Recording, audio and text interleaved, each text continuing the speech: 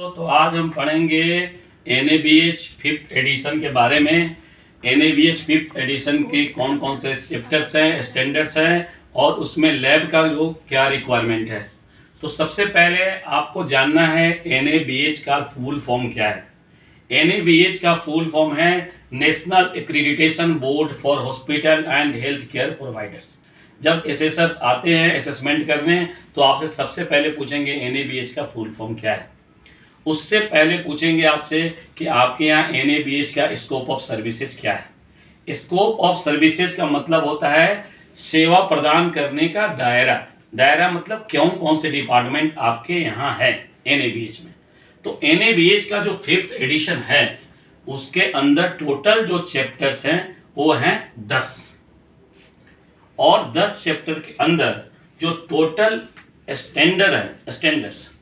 Standards वो हैं 100। ये आपको पता होना चाहिए क्योंकि जब असेसमेंट होगा तो आपसे पूछेंगे। और टोटल ऑब्जेक्टिव एलिमेंट्स, अब आपको समझना है कि ऑब्जेक्टिव एलिमेंट्स क्या है। ऑब्जेक्टिव एलिमेंट्स वो होता है जिसको मेजरिंग एलिमेंट्स ही कहते हैं। एसेसर उस मेजरिंग एलिमेंट्स को ऑब्जर्व करते हैं, देखते हैं और उसके हिसाब से रिपोर्ट बनाते हैं। जो ऑब्जेक्टिव एलिमेंट्स हैं वो 3 तरह से होते हैं। एक होता है रिकॉर्ड रिव्यू, एक होता है स्टाफ इंटरव्यू और एक होता है पेशेंट इंटरव्यू। तो ये ऑब्जेक्टिव एलिमेंट्स है। तो टोटल ऑब्जेक्टिव एलिमेंट्स जो है इस NABL फिफ्थ एडिशन में जो है वो 651 है। ये क्लियर हो गया आप लोगों को कि जो टोटल ऑब्जेक्टिव एलिमेंट्स है वो 651 है, स्टैंडर्ड 100 है और चैप्टर 10 है। अब बात आई कि जो लैब मेडिकल लेबोरेटरी है उसमें कौन सा चैप्टर आएगा, कितने ऑब्जेक्टिव एलिमेंट्स हैं और कितने स्टैंडर्ड हैं। तो NABH फिफ्थ एडिशन में जो पहला चैप्टर है उसका नाम है AAC assessment and continuity of care. तो AAC जो पहला चैप्टर है, chapter first assessment and continuity of care, इसमें जो टोटल ऑब्जेक्टिव एलिमेंट्स है वो है 91, स्टैंडर्ड है 14, यानी 14 स्टैंडर्ड है और 91 ऑब्जेक्टिव एलिमेंट्स है। अब हम बात करते हैं कि लैब में कौन सा स्टैंडर्ड फिट होगा और कौन सा फिट है और कितने ऑब्जेक्टिव एलिमेंट्स हैं। तो 14 जो स्टैंडर्ड है उसमें स्टैंडर्ड 6, 7 और 8 ये 3 स्टैंडर्ड हैं जो हमारे लैब के लिए फिट हैं। यानी A6, AAC7 और AAC जो 8 है ये हमारे लैब से रिलेटेड है। ये जो स्टैंडर्ड्स हैं, क्लियर। तो इसको आपको जानना बहुत जरूरी है कि AAC 6 स्टैंडर्ड में क्या रिक्वायरमेंट्स हैं, यानी क्या ऑब्जेक्टिव एलिमेंट है। AAC 7 में क्या रिक्वायरमेंट है, क्या कमिटमेंट है, क्या उसके लिखा हुआ कि क्या क्या आपको फुलफिल करना है और उसके क्या क्या इंडिकेटर्स हैं। सेम AAC 8 में आपको देखना है कि इसके रिक्वायरमेंट क्या है। तो पहले हम बात करेंगे AAC जो 6 है वो है कि lab services are provided as for the scope of hospital.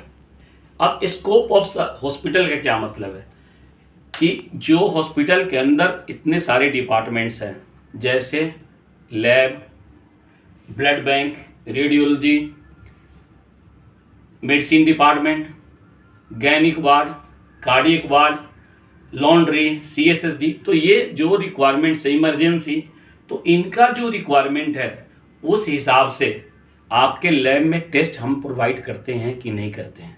तो कह रहा है scope of services in lab as per the scope of hospital. Scope of hospital का जो स्कोप ऑफ हॉस्पिटल है, एक्सीडेंटल, इमरजेंसी, गैनिक है, मेडिसिन है, नेफ्रोलॉजी है, रेडियोलॉजी है, यूरोलॉजी है, तो उनके डॉक्टर जो टेस्ट लिखते हैं, जो एनालाइट्स लिखते हैं, वो एनालाइट्स हमारे लैब के स्कोप ऑफ सर्विसेज में होनी चाहिए। क्लियर? यानी वो जो टेस्ट हैं, डॉक्टर जो टेस्ट लिखते हैं, वो हम लैब के स्कोप में हम फुलफिल करें। यदि हम नहीं कर रहे हैं तो हमें अल्टरनेट अप्रोच अपनाना पड़ेगा। कुछ टेस्ट हम यहाँ करेंगे, कुछ टेस्ट हम आउटसोर्स करेंगे, आउटसोर्स एजेंसी से करेंगे। ये मैनेजमेंट का रिक्वायरमेंट है, इसमें आपका कोई लेना देना नहीं है। मैनेजमेंट डिसाइड करता है कि ये जो है कहाँ से करा के पेशेंट को प्रोवाइड करेंगे। तो AAC6 में है स्कोप ऑफ सर्विसेज। अब आया AAC7। तो AAC7 वेरी इंपॉर्टेंट, क्योंकि ये क्वालिटी एश्योरेंस प्रोग्राम है। मतलब आप जो लैब में टेस्ट कर रहे हैं उसका क्वालिटी एश्योर कैसे कर रहे हैं। तो मैं अभी संक्षिप्त में बताता हूँ कि इसमें दो चीज़ है, internal quality control plan, external quality control plan. यानी लैब के जितने भी सेक्शन हैं, लैब में जो सेक्शन होते हैं, biochemistry, microbiology, serology, pathology, haematology, तो इन सेक्शंस में इंटरनल क्वालिटी कंट्रोल जो आप रोज़ रन करते हैं पेशेंट सैंपल चलाने से पहले, ताकि आपका जो कॉन्फिडेंस लेवल है रिपोर्ट रिलीज करने का वो बेहतर हो। तो इंटरनल क्वालिटी कंट्रोल प्लान होना बहुत ज़रूरी है। दूसरा है external quality programme. External quality programme को हम लोग इक्वास भी कहते हैं, पीटी भी कहते हैं और आईएलसी कहते हैं। पीटी का मतलब हो गया प्रोफिशिएंसी टेस्टिंग, आईएलसी हो गया इंटर लैबोरेटरी कंपैरिजन, इक्वास का मतलब एक्सटर्नल क्वालिटी एश्योरेंस प्रोग्राम। तो ये डिपेंड करता है कि आप, यदि आपका लैब NABL है तो आप क्या कर रहे हैं, कौन कौन सी एजेंसी है, उससे जो पीटी प्रोवाइडर्स हैं, जो इक्वास प्रोवाइडर्स हैं, उसमें आपको इनरोल होना है और वहाँ से सैंपल आएंगे, उनको एनालिसिस करना है और उनको फिर हम भेज देंगे।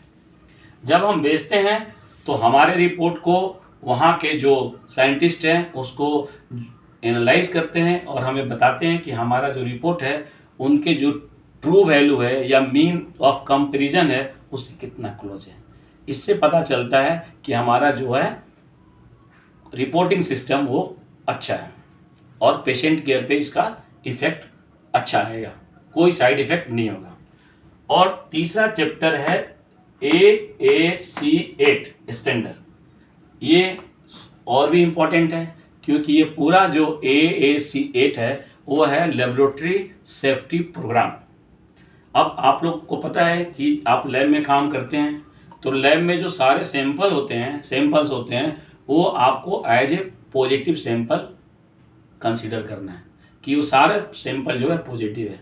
तो उसमें जो चीज़ें आती हैं वो आती है बायोमेडिकल वेस्ट मैनेजमेंट, नीडलिस्टिक इंजरी, आपको उसके अलावा आपको इसमें स्पीड मैनेजमेंट आती है और safety, personal safety, universal precautions. तो ये छोटी छोटी चीज़ें हैं जो NABH की रिक्वायरमेंट्स है। अब हम अगले क्लास में NABL के रिक्वायरमेंट्स जो हैं, क्वालिटी इंडिकेटर्स, प्रोसीजर्स को पढ़ेंगे। यहाँ तक आप समझ गए होंगे। अगले क्लास में आगे विस्तृत में इसकी जानकारी देंगे। Thank you.